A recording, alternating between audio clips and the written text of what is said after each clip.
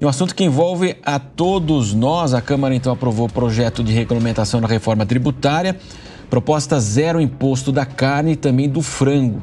Sobre os principais pontos aprovados, nós vamos conversar agora com o Diogo Wakizaka, que é vice-presidente de Relações Governamentais da Bicomex. Diogo, seja bem-vindo à Jovem Pan. Muito bom dia. Por favor. Sempre um prazer estar aqui com vocês. Agora, perfeito. Eu gostaria, nós já conversamos antes dessa votação, depois da votação. Qual que é a impressão do senhor em relação a esse texto que foi agora? Houve a regulamentação por parte da Câmara. Ele ficou melhor ou pior em relação à aprovação original? Olha, Marcelo, eu acredito que ele ficou um pouco melhor em algumas questões e talvez um pouco pior em outras, tá? Eu acho que teve evoluções importantes, né, em algumas coisas que foram contribuição tanto dos próprios parlamentares quanto, logicamente, da sociedade e dos setores econômicos, né? Posso falar que, por exemplo, da questão dos regimes aduaneiros especiais de aperfeiçoamento, né? Acho que tinha uma dúvida ali em relação ao RECOFE, por exemplo, que já era um consenso dentro do governo que ia estar dentro desses regimes, mas que agora está lá constando expressamente a previsão, né? Esse esclarecimento traz uma segurança jurídica para as empresas e é algo importante que foi acrescentado no texto, né? Outras questões, por exemplo, em relação ao ressarcimento dos créditos de BS e CBS, né? Tinha um ponto ali que causava muita preocupação, que é o seguinte: teve uma redução do prazo já, né? Uma possível redução. O prazo normal, vamos dizer assim, continua sendo de 60 dias para o ressarcimento dos créditos, mas criou-se uma possibilidade de ressarcimento em 30 dias. Para empresas que estejam dentro de programas de conformidade, e além disso, né, reduziu-se o prazo geral, né, o que seria o dos demais casos, que seria o de 270 dias foi para 180 dias. Essas reduções de prazo para ressarcimento são bastante importantes por conta de fluxo de caixa, etc., né? Empresa que exporta, principalmente, né, ou que tem uma redução na ponta, acaba acumulando muito crédito, e esse crédito é dinheiro que fica preso na mão do governo, né? Então, essas reduções de prazos foram importantes. Tinha mais uma preocupação também em relação por exemplo, a possibilidade da fiscalização de até 360 dias travar esse ressarcimento, né?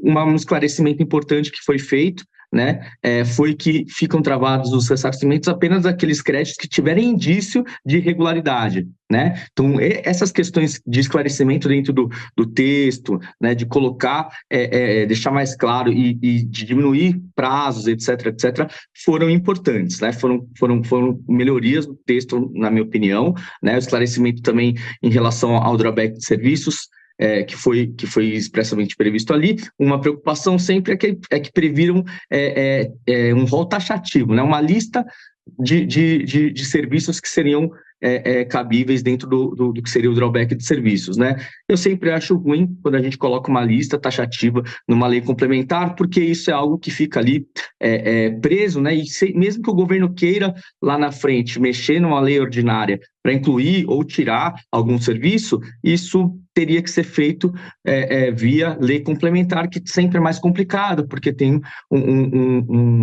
exige, né, um quórum mais qualificado, né, uma maioria maior, um maior número de votos para uma aprovação, tá? Então, acho que essas coisas são aquelas preocupações que a gente tem. Além disso, eu acho que isso deve estar muito aí sendo discutido por todo mundo, tem a questão dos setores que foram incluídos tanto na lista daquilo que vai ser, digamos assim, vai ter alíquota zero, né? Vai ter uma redução a zero dos impostos, ou mesmo uma redução de 60%, como é o caso que você bem mencionou aí, da questão da carne, por exemplo, né? Do frango, tal, que acabou indo para a cesta básica, e com isso tem uma tributação a zero, quanto, por exemplo, a questão do imposto do pecado, né? Imposto seletivo, né? A gente teve a inclusão ali dos jogos de azar, né? Dos concursos de prognóstico e do que está escrito lá como das bets, que está ali como desculpa, desculpa, me perdi aqui Fantasy Sports, desculpa, que é o que são as questões das bets, né, das empresas de aposta, né? Então, isso tudo passou a ser incluído, então também vai passar a aumentar, mas foram várias pequenas inclusões nesses, tanto na previsão de ter a alíquota zero, quanto nessa redução de 60%, o que acaba fazendo com que você privilegie esses produtos, né, que foram incluídos, o que é bom para o consumidor final ter uma carga menor, mas que, logicamente, isso tudo tem um impacto, né, em relação à alíquota geral, né, porque vamos lembrar que aqui é como se fosse aquele cobertor curto, né, uma conta de chegada que o governo fazer para manter a arrecadação. Então, se ele diminuir tributação para alguns setores, a alíquota geral precisa aumentar, e aí já tem gente, né, falando que a alíquota vai ficar acima dos 27%, que é a alíquota ali da Hungria, né, do IVA da Hungria, que é considerada a maior do mundo, né? Então, a gente sairia ali dos 26,5% para algo acima de 27%, o que já preocupa bastante, por isso que eu digo que é um balanço, né, entre algumas melhorias e algumas coisas que podem nos complicar ali na frente em termos de arrecadação e, obviamente, de carga tributária para o contribuinte. E aproveitando a deixa da sua resposta, Diogo, a via de regra, né? A gente sabe que a redução de imposto ela pode baratear o preço de determinados produtos. Agora, falando de fato da proteína, né, da carne, do frango, o preço desses alimentos pode demorar a cair e quando se vier o efeito para a inflação, vai ser também gradativo?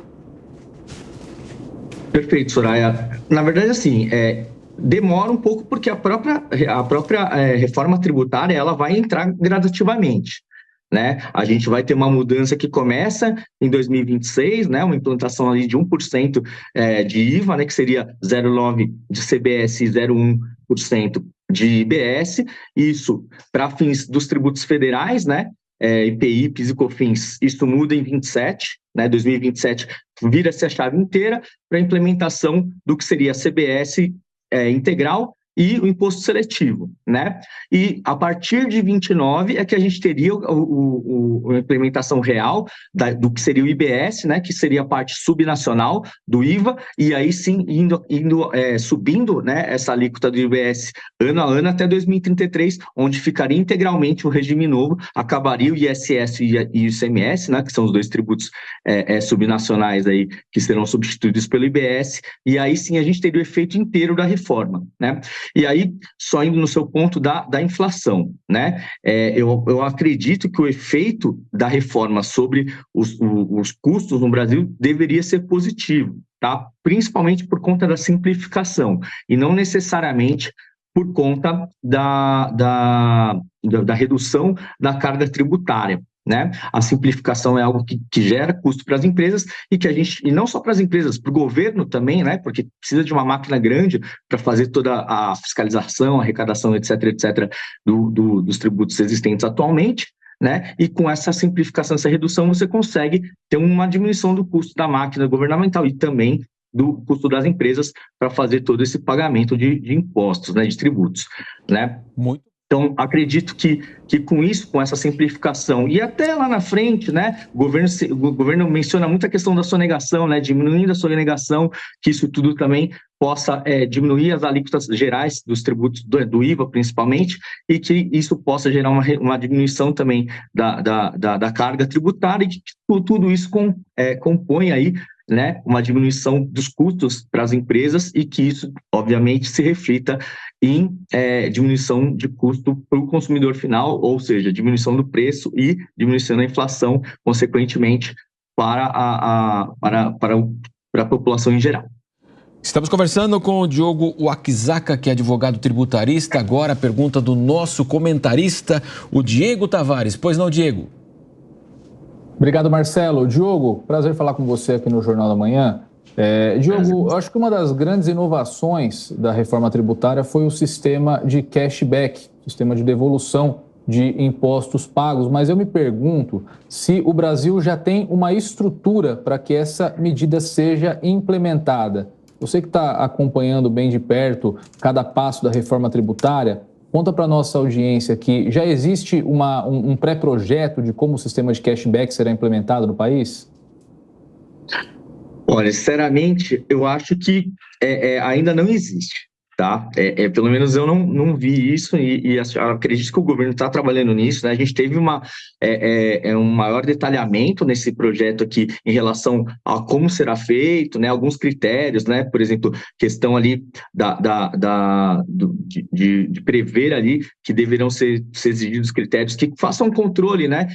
Para evitar fraude no final do dia, né? O que acontece aqui é que o objetivo é privilegiar com o cashback as famílias de baixa renda, né? Meio salário mínimo per capita por família, né? Então, quem tem 700, menos de 700, ou igual, né? 700, mais ou menos R$700 por pessoa por família, teria aí direito ao cashback. E isso vai ter, segundo ali o que está sendo regulamentado, uma série de critérios para que você não gere fraude, que é basicamente aquela questão de você usar, né, o CPF, por exemplo, de alguém que está num programa de cashback para usar compras, né, comprar produtos para outras pessoas e, de certa forma, diminuir a tributação e, né, fazer um uso fraudulento desse mecanismo, né? Então,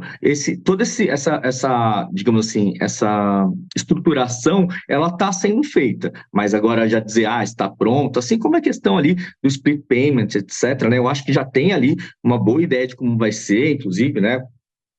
Já temos aí sistemas sendo testados, etc., etc., mas a gente vai ter que ver na prática como isso vai ser implementado para ir sentindo se realmente está funcionando, se não está, como é que isso pode ser melhorado, porque no final do dia são estratégias que podem sim gerar um efeito positivo, né? É sempre melhor você ter um cashback que vai atingir exatamente ali, né, a população de baixa renda, ao invés de dar, por exemplo, uma redução geral de tributação, que no final do dia, para um tributo que incide sobre o consumo, a isenção é dada tanto para a pessoa mais pobre quanto para o rico, né? E aí essa possível aí redução de carga tributária acaba não atingindo o efeito que é justamente tentar reduzir desigualdade, né?